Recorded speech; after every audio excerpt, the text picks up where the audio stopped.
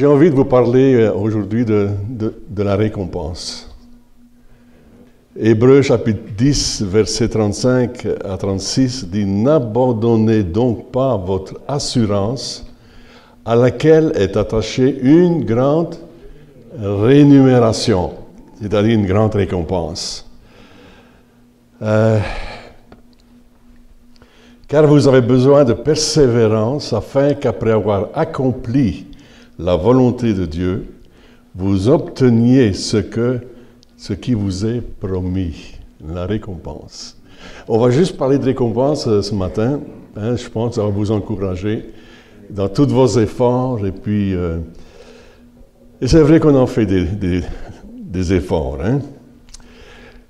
Alors voici, dans Apocalypse chapitre 11, verset 18, il est dit « Les nations se sont irritées et ta colère est venue. Et le temps est venu de juger les morts, de récompenser tes serviteurs, les prophètes, les saints et ceux qui craignent ton nom, les petits et les grands, et de détruire ceux qui détruisent la terre. » Wow! Je ne sais pas si vous avez la même version que moi, mais c'est vrai qu'on vit aujourd'hui dans un monde où tout se détériore, même les relations se détériorent. Et l'Écriture nous dit que Dieu va juger. Dieu va juger. Et dans 1 Corinthiens chapitre 4, verset 5, c'est pourquoi ne jugez de rien avant le temps, jusqu'à ce que vienne le Seigneur, qui mettra en lumière ce qui est caché dans les ténèbres et qui manifestera les desseins des cœurs. Alors chacun recevra de Dieu la louange qui lui sera due, ou la gratification, la reconnaissance qui lui est due. Alors je ne sais pas si vous êtes convaincus de ce que combien dans la Bible on voit Dieu récompenser. Et j'ai fait un peu une énumération, je vais essayer d'être bref quand même au travers de tout ça, de toutes les récompenses, les rémunérations que Dieu donne à ses enfants, avec et au travers leur persévérance, leur travail, leur témoignage. C'est un peu tout ça qu'on va voir ensemble. Je ne sais pas si vous vous êtes déjà arrêté devant ça. Moi, je me suis arrêté. Je dis, waouh, c'est extraordinaire, Seigneur. Parce qu'on parle beaucoup de nos difficultés, nos épreuves, nos combats, et puis, on en remet. Mais il y a la récompense. Est-ce que je peux vous entendre? Amen. Les récompenses. Dieu récompensera équitablement. C'est-à-dire qu'il va être juste.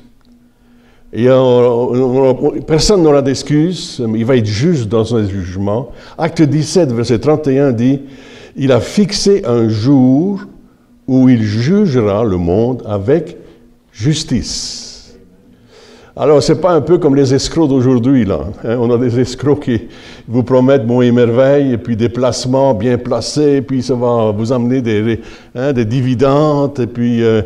mais parfois, c'est de l'escroquerie, et puis on se fait prendre.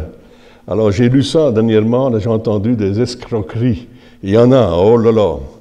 Jérémie, chapitre 17, verset 10, déclare « Moi, l'Éternel, j'éprouve le cœur, je sonde les reins, pour rendre à chacun selon ses voies, selon le fruit de ses œuvres. » Wow! Et alors, l'Écriture confirme que Dieu donne à tous les hommes une conscience intérieure. Il n'y a personne qui aura d'excuses, même ceux qui, même peut-être, n'ont jamais entendu parler, mais je pense que tout le monde entend parler de Dieu aujourd'hui, jusque dans le fin fond de la brousse même, et où on a atteint aussi la population qui se trouve là. Et, écoutez, Romains chapitre 2, verset 15 dit ceci. « Quand des non-juifs qui n'ont pas la loi font naturellement ce que prescrit la loi, ils se tiennent lieu de loi à eux-mêmes, bien qu'ils n'aient pas la loi. Ils montrent que l'œuvre de la loi est écrite dans leur cœur, car leur conscience en rend témoignage et leurs pensées les accusent et les défendent tour à tour. » Alors même quelqu'un qui même n'a jamais ouvert ce livre-là, c'est en dedans. Dieu a mis en dedans cette faculté, je dirais, de discerner, de savoir ce qui est bien et ce qui est mal. Alors, peu importe n'importe quel individu, on sait quand on fait mal, hein? On le sait très bien, il y a quelque chose qui nous parle à l'intérieur. Alors, c'est clair que Dieu va juger avec justice, parce que chacun fait ses choix, n'est-ce pas? Alors, voilà. Alors, j'ai utilisé, évidemment, peut-être vous n'avez pas la même traduction, mais Louis II, 21. Je suis allé fouiller dans la traduction de Louis II, 21. Je ne sais pas si vous êtes déjà allé voir ça, mais si tu regardes un peu toutes les différentes versions, tu te dis, waouh, il y a une meilleure compréhension là. Alors, je vous invite à faire la même chose que moi. La Bible déclare qu'il jugera le monde avec justice. Hébreux, chapitre 4, verset 13, dit ceci, « Nulle créature n'est cachée devant lui, mais tout est nu ou est à nu et à découvert aux yeux de celui à qui nous devons rendre compte. » Amen? OK. Quelqu'un a dit, « Il n'y a pas de vie privée avec Dieu. » Hello! Évidemment, nous, on parle de vie privée, hein? C'est ma vie, hein? Ça ne regarde personne, et on cache qu'est-ce qu'on peut cacher, mais avec Dieu, il n'y a pas de vie privée. Parce que tout est mis à nu, à découvert, Dieu sait tout. Là, il est au milieu de nous par son esprit, il est en vous, il est en moi, et il n'y a rien de caché. Hello! Ça veut dire que nous devons faire attention, hein? OK. Alors, Matthieu chapitre 12, verset 36, il va y avoir des versets. Alors, prenez un crayon, peut-être une feuille de papier, parce qu'il va en avoir des versets. Hein? Je vous le dis, au jour du jugement, les hommes rendront compte de toute parole vaine, c'est-à-dire sans fondement. Et on entend toutes sortes de paroles aujourd'hui bizarres. Hein? Et puis, ce n'est pas toujours fondé. Ça, c'est la Bible Semeur qui dit, je vous le dis, au jour du jugement, les hommes rendront compte à toute parole vaine qu'ils auront proférée. Hello, c'est pas une récompense là, c'est plutôt un jugement de Dieu. Donc, cependant, Dieu va nous juger, on l'a dit, d'une façon équitable. Il va être juste. Il va être juste. C'est pas comme nous, des fois, les hommes, on est injuste. La justice des hommes, quand on parle de la justice des hommes qui, pas toujours, mais des fois, est injuste. Oh là là. 1 Corinthiens, chapitre 4, verset 5. Le Seigneur révélera les motivations donc des cœurs ou du cœur de l'homme. Tout ça va être mis à la lumière. Amen? Ouais. Oh là là.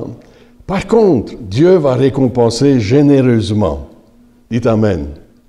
En effet, Jésus a promis un retour au centuple. Waouh! C'est-à-dire 100 fois ce que nous aurons investi de notre vie, de tout, même notre argent, tout ça nous est rendu au centuple. Écoutez, il est dit dans Matthieu chapitre 19, verset 29, « Et quiconque a quitté des maisons, des frères, des sœurs, ou un père, ou une mère, ou des enfants, ou des champs pour moi, en recevra au centuple et héritera par-dessus la vie éternelle. » Yeah! Wow! Hello! Vous savez, on a quitté notre pays.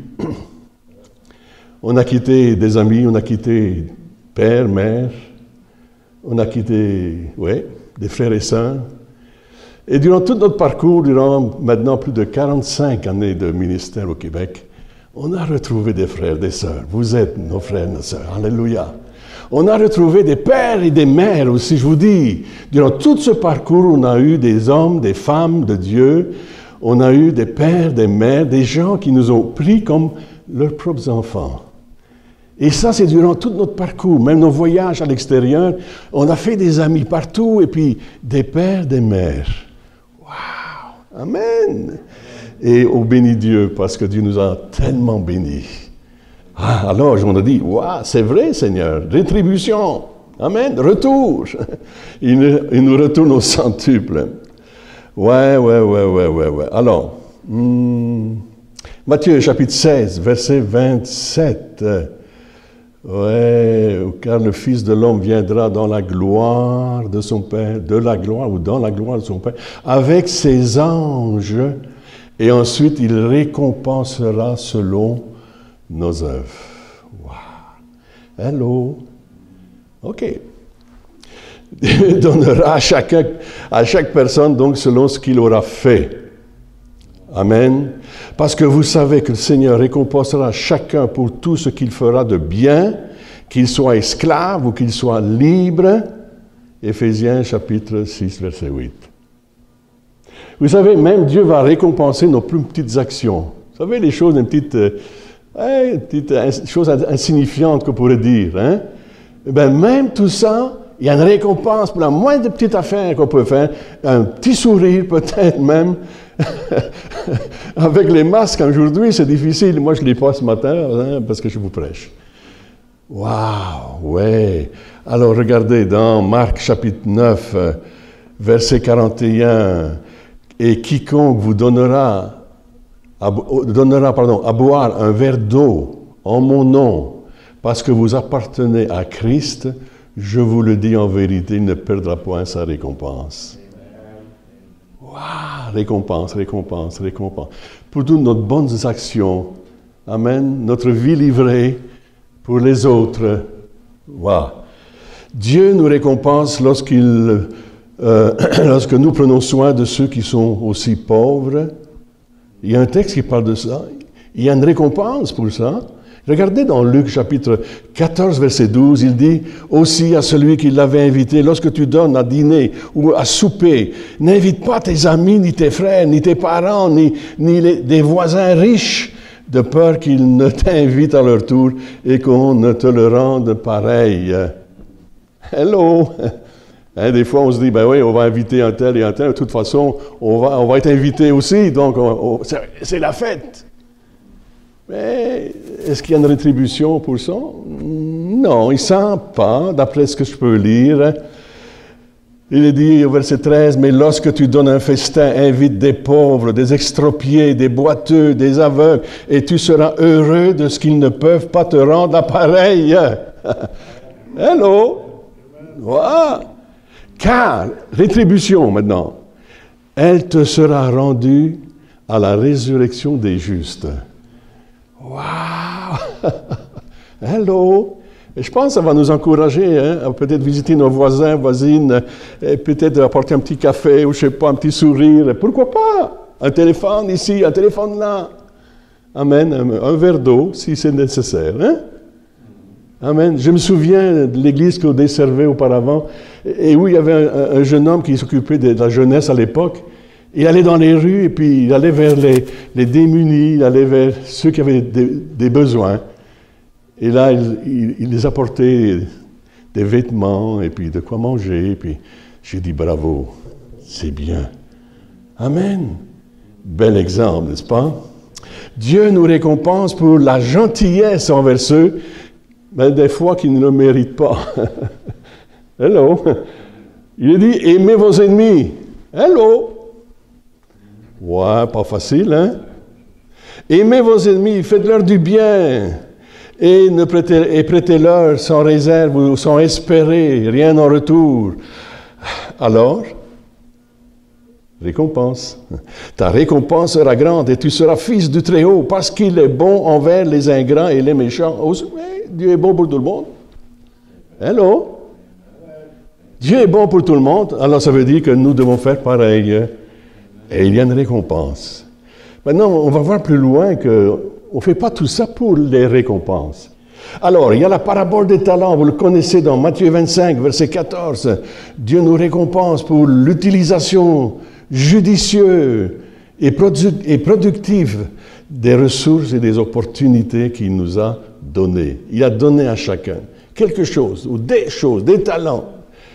Au verset, donc, attendez, Matthieu 25, à partir du verset 20, celui qui avait reçu les 5 talents s'approcha, en apporta 5 autres talents, et il dit, Seigneur, tu m'as remis 5 talents, voici, j'en ai gagné 5 autres.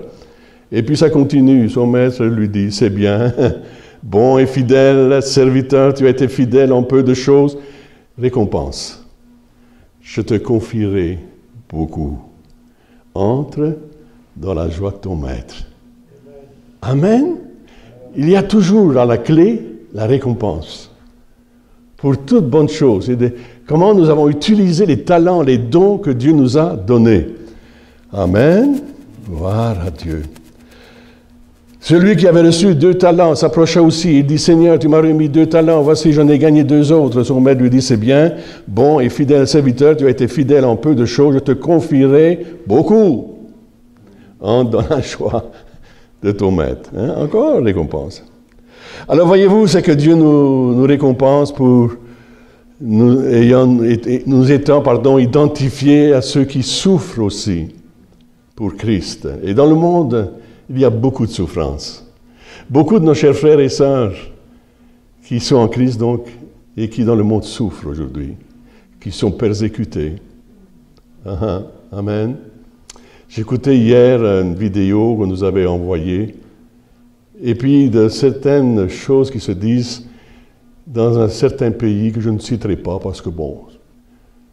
Et puis le ministre de la Culture parlait évidemment des islamiques, de ceux qui font tous ces attentats et tout le reste, et puis qu'ils étaient dangereux, et puis tout à coup il inclut les évangéliques.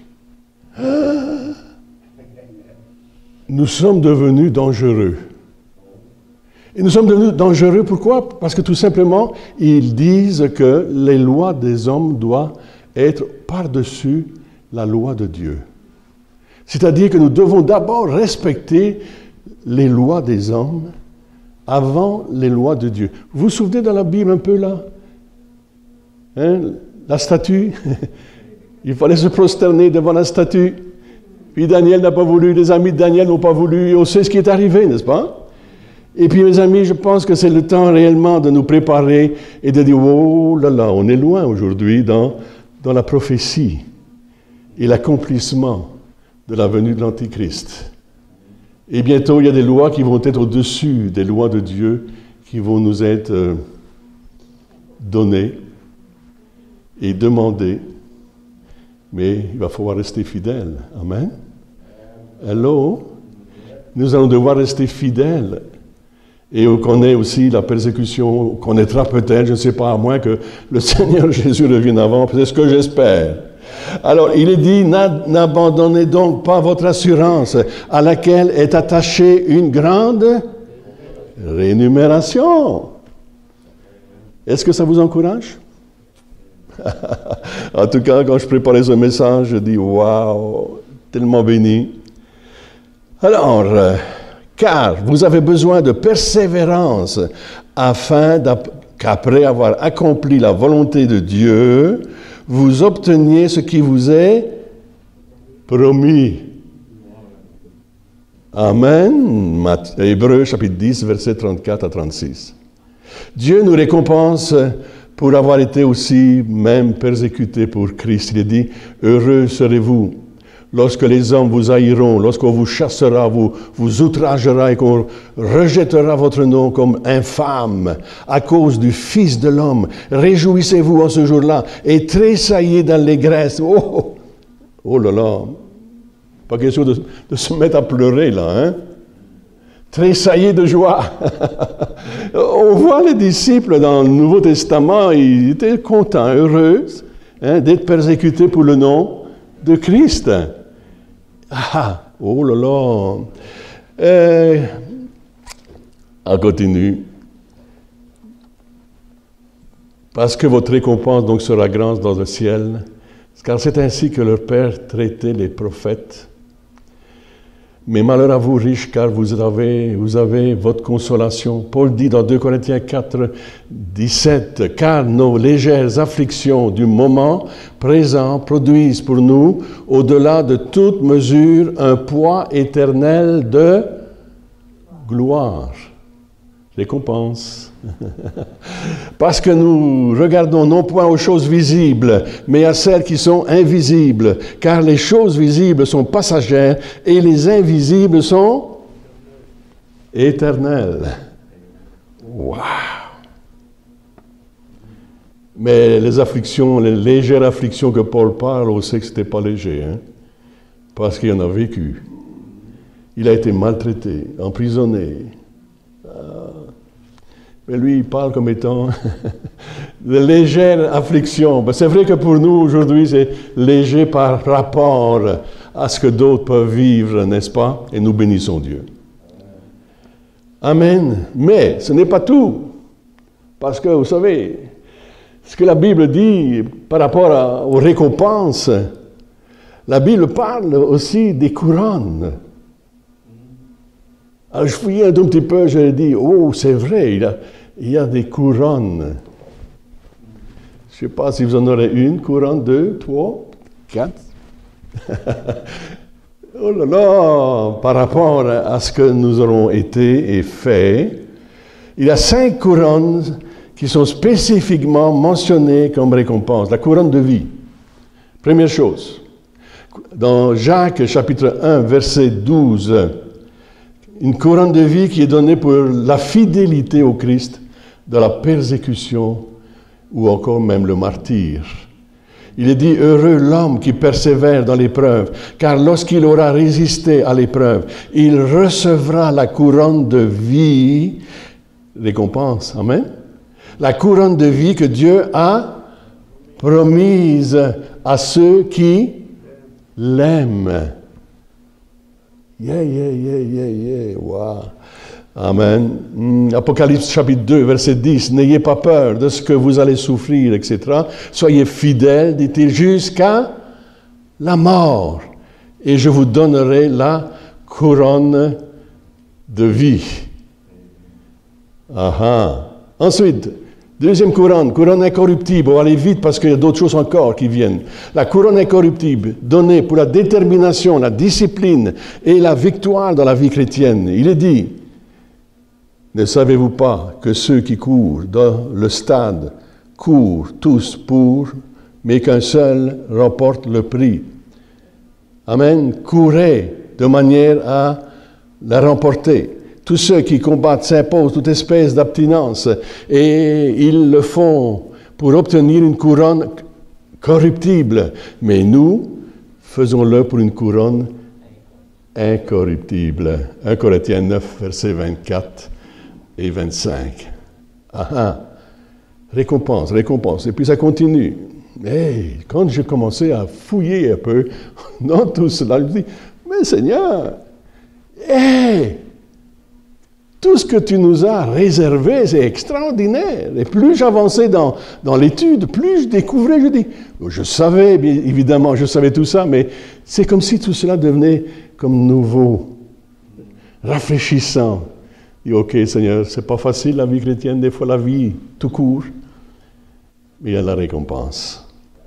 Amen. La couronne de gloire donnée pour représenter fidèlement le Christ dans une position aussi spirituelle. Alors, pasteur, il y a une couronne pour toi et pour moi. Hello. Il y a une couronne spéciale. Applaudissez au moins là, chez vous, ici. Les pasteurs, ils ont aussi une couronne.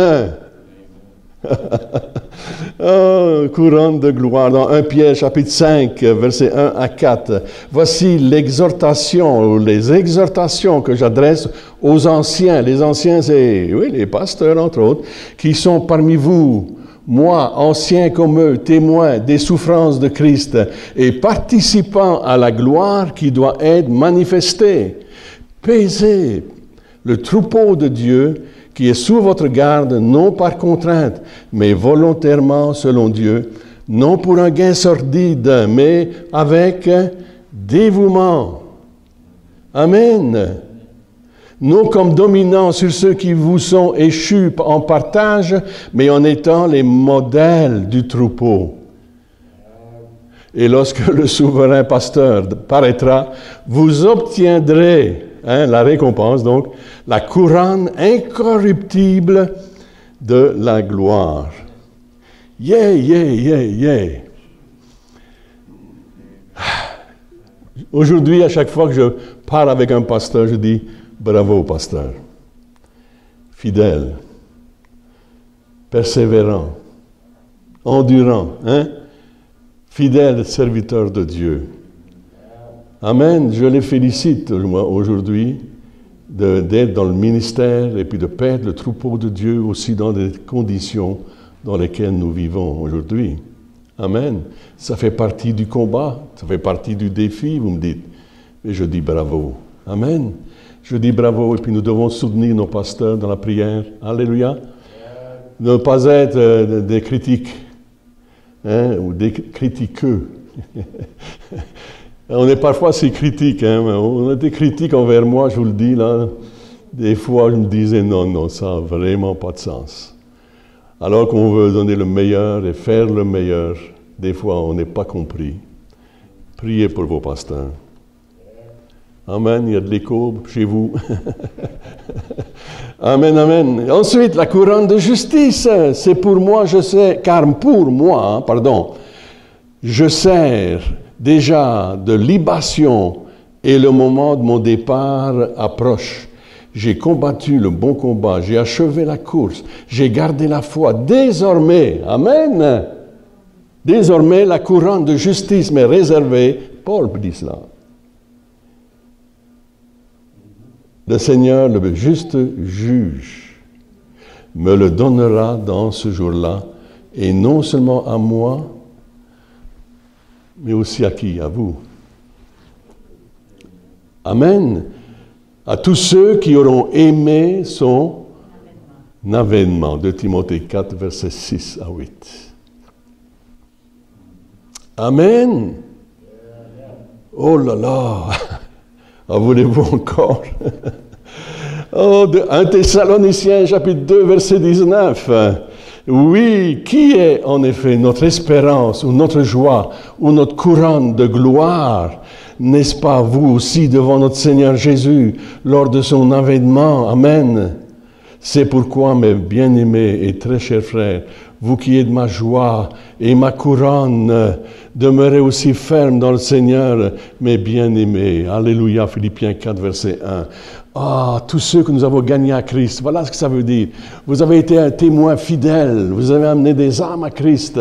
Aujourd'hui, je me dis, Seigneur, je suis convaincu qu'au travers de tout notre ministère, ayant parcouru le monde, prêché l'Évangile, des milliers ont été gagnés à Christ. Amen. Et puis même vous, si c'est 10 personnes, wow, vous avez mérité votre couronne. Amen. Parce que ces 10 mêmes personnes, eux-mêmes ont témoigné et en ont amené peut-être 10 autres. Alléluia. Amen. Il y a une récompense pour toutes choses, mes amis. Et encore une fois, je le dis, on ne le fait pas pour la récompense. Mais Dieu est fidèle, il récompense ses fidèles serviteurs et servantes. Voilà, parce que Dieu est juste. Il rétribue ses enfants. Béni soit Dieu. Oh là là, mais, on l'a dit tout à l'heure et je vais vous donner le texte. Cependant, toutes ces couronnes, nous les avons peut-être, oui, ou Dieu nous les donnera 1, 2, ou 1 ou 2, 3 couronnes. Amen, peu importe, de toute façon, une simple couronne. Mais, regardez, Apocalypse chapitre 4, versets 10 à 11. Les 24 vieillards se prosternent devant celui qui est assis sur le trône, et ils adorent celui qui vit au siècle des siècles, et ils jettent leur couronne devant le trône. Wow. Tu es digne, notre Seigneur et notre Dieu, de recevoir la gloire, l'honneur et la puissance, car tu as créé toutes choses. Et c'est par ta volonté qu'elles existent et qu'elles ont été créées. Là où vous êtes chez vous, mettez-vous debout dans votre cuisine, ou je ne sais pas, votre chambre à coucher, ici aussi, mettons-nous debout devant le Seigneur. Puis levons nos mains vers Dieu, glorifions Dieu, remercions Dieu, car il est digne. Il est digne de louange, d'adoration. Tout lui appartient. Il est roi des rois, Seigneur des seigneurs. Combien il est grand.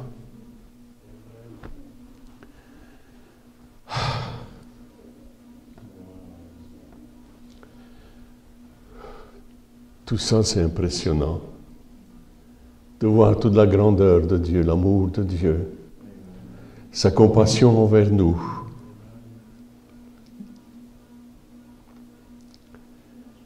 Or, la foi, ou sans la foi, il est impossible de lui être agréable. Car il faut que celui qui s'approche de Dieu croit que Dieu existe et qu'il est le rémunérateur de ceux qui le cherchent. Apocalypse chapitre 2, verset 7. Celui qui a une oreille ou a des oreilles, qu'il écoute ce que l'Esprit dit aux églises, à celui qui vaincra ou à celle qui vaincra. Je donnerai le droit de manger de l'arbre de vie qui est dans le paradis de Dieu. Il semble que cet arbre qu'il y avait en Éden et que Dieu a défendu, il a barré la route à Adam et Ève, ils avaient péché. Puis ils n'avaient plus accès à cet arbre de vie. Ils n'avaient plus accès, puis je pense que c'était une bonne chose parce que Dieu ne voulait pas que l'homme meure, et souffre éternellement. Il voulait que cet arbre de vie puisse servir encore. Et cet arbre de vie est dans le ciel. Amen. Et là, nous allons pouvoir manger de cet arbre éternellement. Nous serons en vie pour l'éternité avec Christ. Amen. Genèse chapitre 3, versets 22 à 24.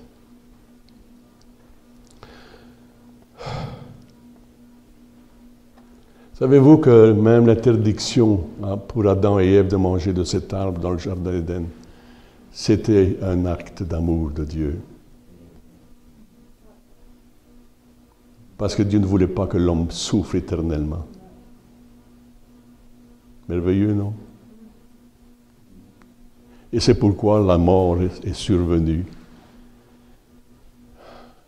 Et pour tous ceux qui auront cru, vous et moi, nous allons pouvoir manger à nouveau de cet arbre-là pour l'éternité. Amen. Apocalypse 21, verset 4. Oh là là! Il essuiera toutes les larmes de leurs yeux. Quand on parle et qu'on pense à toutes les larmes, la souffrance et tout le reste, mais il est dit, il essuiera toutes les larmes de leurs yeux, et la mort ne sera plus. Il n'y aura plus ni deuil, ni cri, ni douleur, car les premières choses sont disparues. Terminé. Il nous offre aussi, dans Luc 19, verset 17, il nous offre une récompense dans son royaume éternel. Il est dit, c'est bien, bon et fidèle serviteur, parce que tu as été fidèle en peu de choses, reçois le gouvernement de 10 villes. Nous allons régner avec Christ. Il nous offre des possessions dans son royaume. Il est dit, ne vous amassez pas des trésors sur la terre où la teigne et la rouille détruisent et où les voleurs percent et dérobent. Mais amassez-vous des trésors dans le ciel où la teigne et la rouille ne détruisent point et où les voleurs ne percent ni ne dérobent. Car là où est ton trésor, là aussi sera ton cœur. Matthieu, chapitre 6, verset 19 à 21. Ça va loin, vous savez, quand on lit tout ça.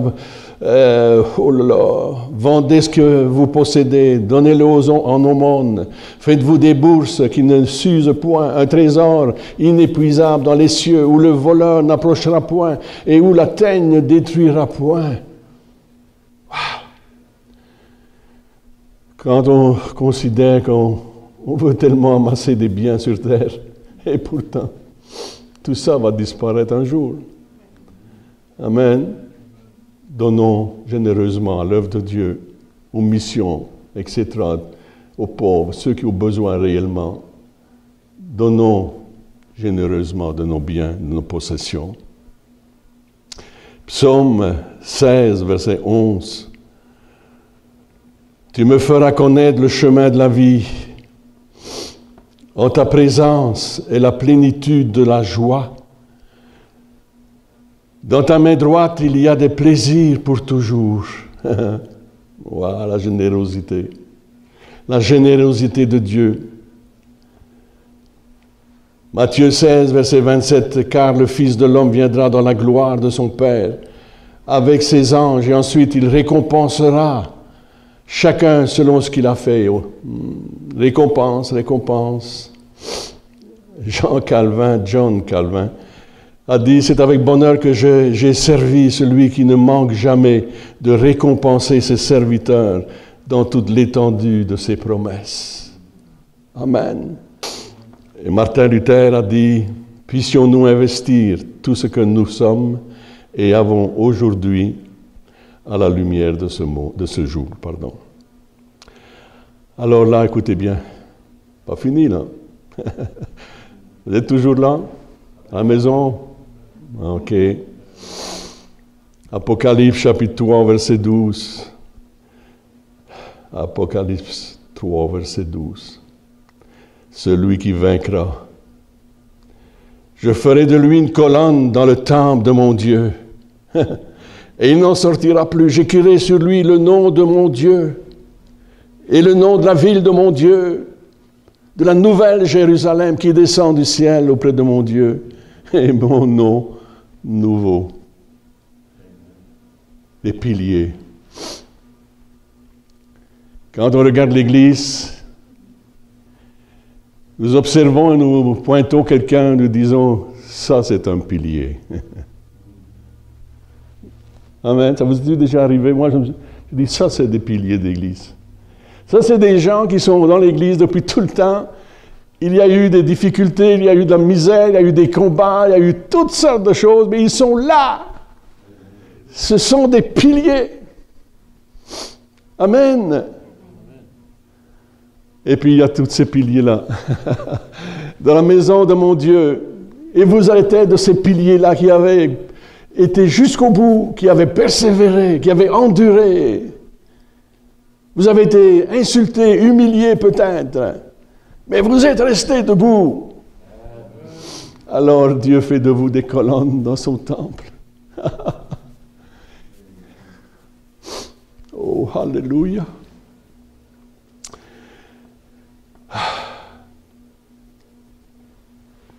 Pas tout. Pas tout. Apocalypse chapitre 3, verset 21. À celui qui vaincra, je donnerai le droit de s'asseoir avec moi sur mon trône. Et comme j'ai vaincu et me suis assis avec mon Père sur mon trône. Oh, alléluia! Quand vous pensez, mes amis, qu'il y a des gens qui ne veulent pas partager ce qu'ils sont, évidemment. Ils ne veulent même pas lâcher, hein, parce qu'ils sont placés à des postes élevés. Et ils ne veulent pas partager ce qu'ils ont, ce que vous avez, ou ce qu'ils ont plutôt. Ils sont mis en poste. Ouais. Pouvez-vous imaginer que notre Seigneur, notre Sauveur, lui, il est prêt à partager son trône? Alors,